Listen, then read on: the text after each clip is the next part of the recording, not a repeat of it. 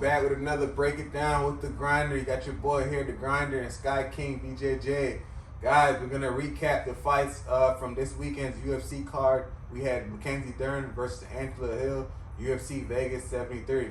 So today we're going to just go over the results of the fights, give us a few insights, what we thought about the fights, and tell you guys what fights should be made next for the winners.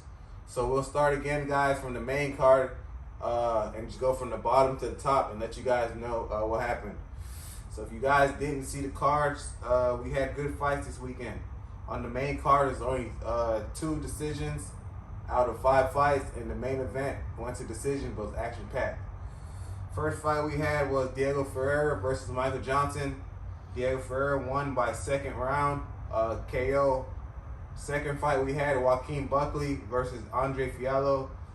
Joaquin Buckley got the KO second round by head kick.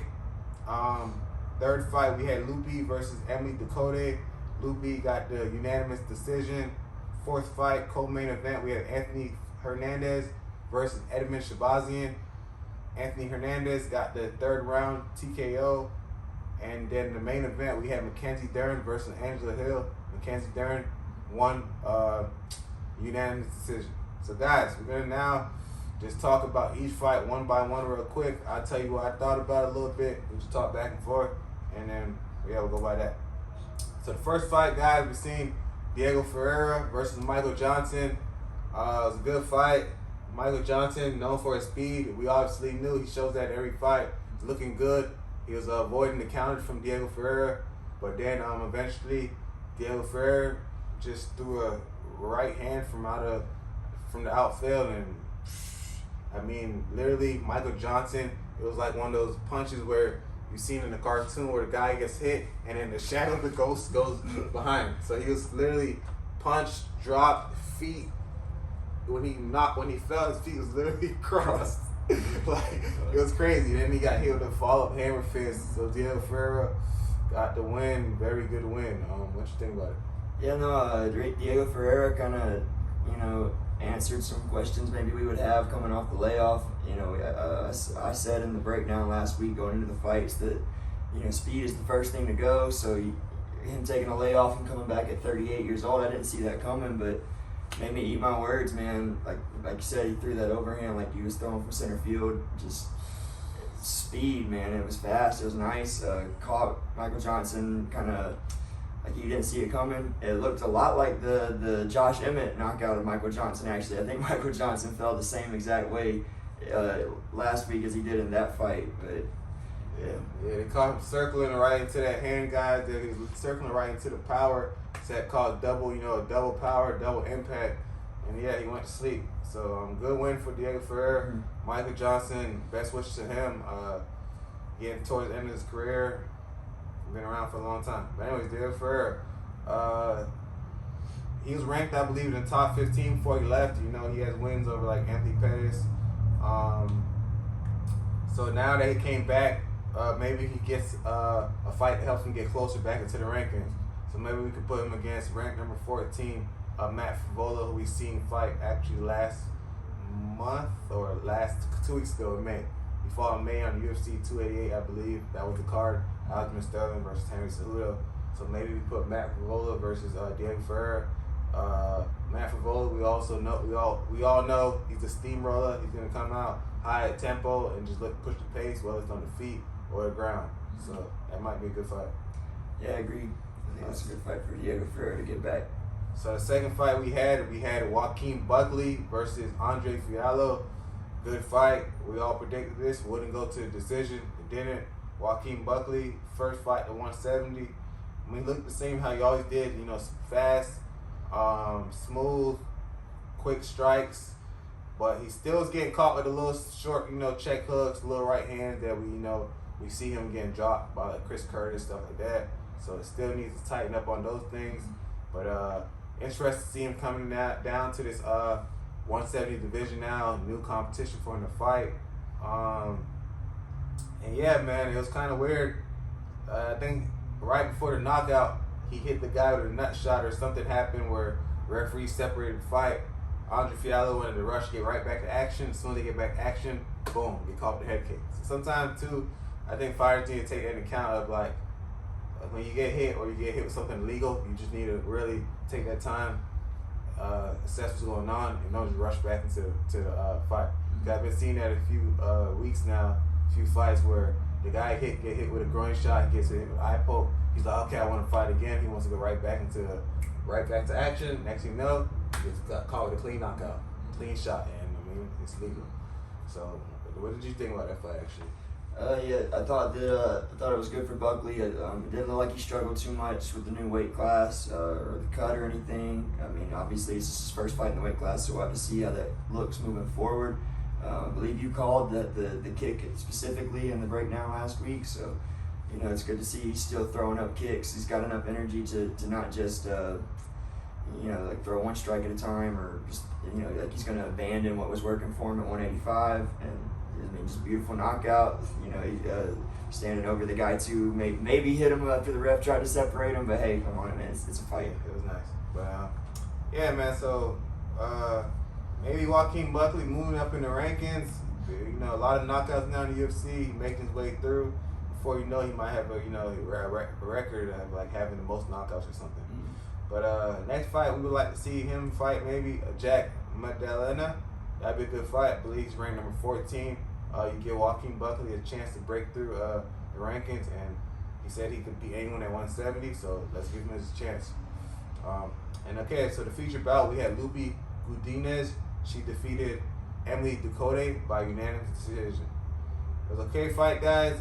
Right in the middle of the card, Lupe, you know, more active, and again, came down to that activity Scott was talking about last week of, you know, her just being the more active fighter, taking fights several times in UFC and just staying active and, you know, having that ring experience in the UFC.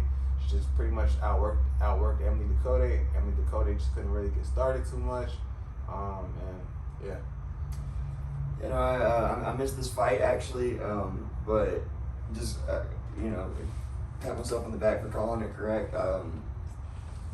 Moving forward, another fighter on the card in the prelims that got the win.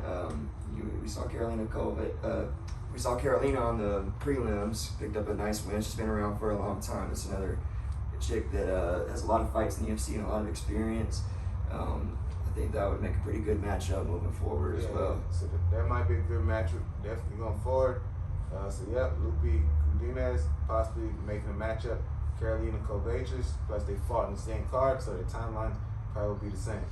So going on now to the co-main event, we have Anthony Hernandez fighting Edmund Shabazian. We've seen Anthony Hernandez get the finish by ground and pound in the third round. This was a good fight, very back and forth, action-packed. Edmund Shabazian came out in the first round, actually looked like he was going to get finished. Looked like he was going to knock Anthony Hernandez out. Even had positions where he almost got chokes as well. Like I believe he almost had Anthony Hernandez in the guillotine. I couldn't remember exactly what submission it was, but Edmund Shabazian was looking good in the first round. He was dominating, looking good, looking real good. Everyone's like, yes, this guy's back. The guy that they signed, he's back. But anyway, Anthony Hernandez started picking up steam as the fight going. He just started keeping that pressure up. Was getting top position, was getting back position, was almost getting submissions. Edmund Shabazian did not tap though. He was getting caught in chokes, but he was not tapping. He did not look for a way out. Anthony Hernandez just overwhelmed him, got the back position, got full mount, and just kept punching until the referee was forced to pull him off. So good win by Anthony Hernandez. I believe he's on a 5-fight winning streak now. I think his only loss was to Kevin Holland, and I think that maybe was his first fight in the UFC. Not sure. I mean, he has wins over Rodolfo Vieira, so high-level black belt he has wins over. He has wins over now Edmund Shabazian, a good striker. So, I mean, he's beating strikers, he's beating grapplers. I mean, again, he's on a 5-fight winning streak. So next, we would like to see him. I think he deserves an opportunity to break into the rankings. Next, we give him a Nasruddin. Nasruddin, actually, they have a common opponent. They both fought Edmund Shabazian. Nasruddin's coming off a loss.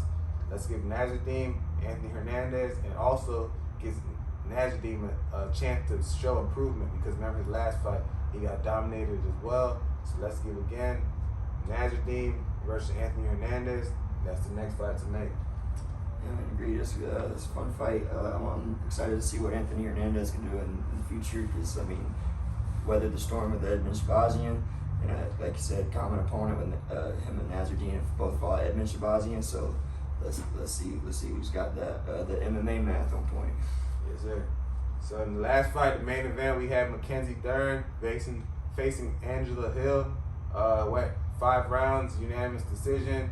We had about 3 10-8 rounds in there as well. A couple scorecards was 49-43, 49-44.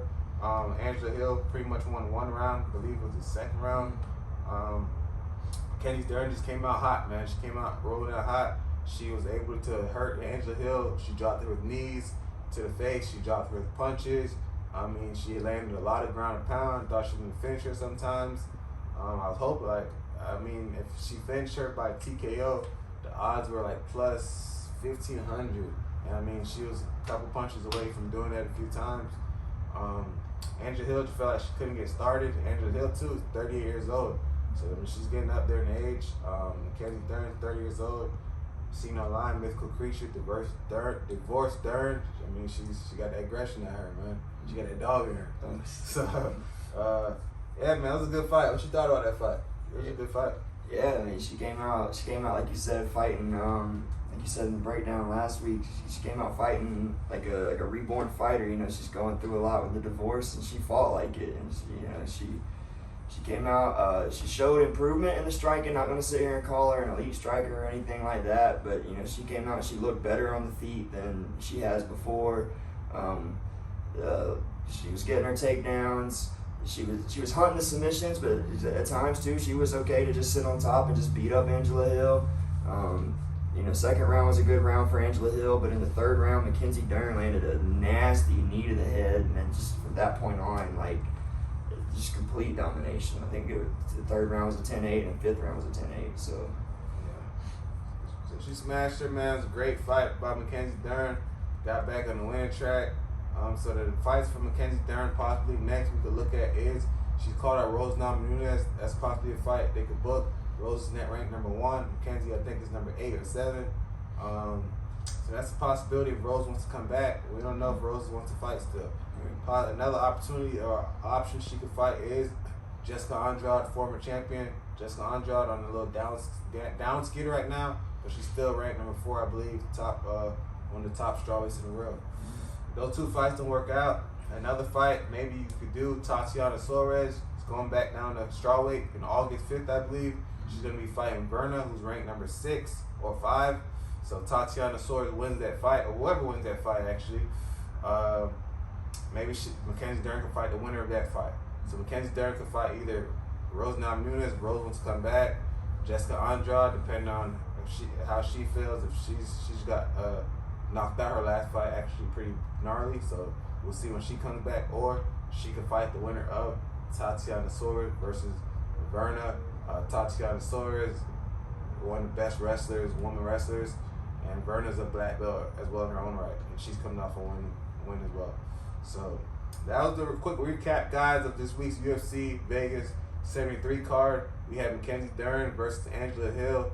It was a good card, a little bit sleeper of a card. I believe there's no UFC on this week, or maybe even the next week. So we'll just have to see if any local fights on Bellator. We'll see what's going on, and hope you guys check this out. Let us know as well in the comments too who you think these people should fight, and what did you think about the card this weekend. Until next time, guys. Os.